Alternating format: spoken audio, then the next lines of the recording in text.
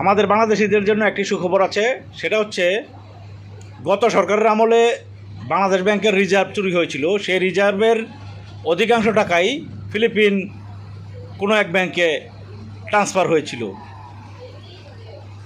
এখন ফিলিপিনের রাষ্ট্রীয় ব্যাংকের মাধ্যমে বর্তমান সরকার সেই টাকার পরিমাণ হচ্ছে $81 মিলিয়ন। এই টাকা বাংলাদেশ ব্যাংকে ফেরত এসেছে।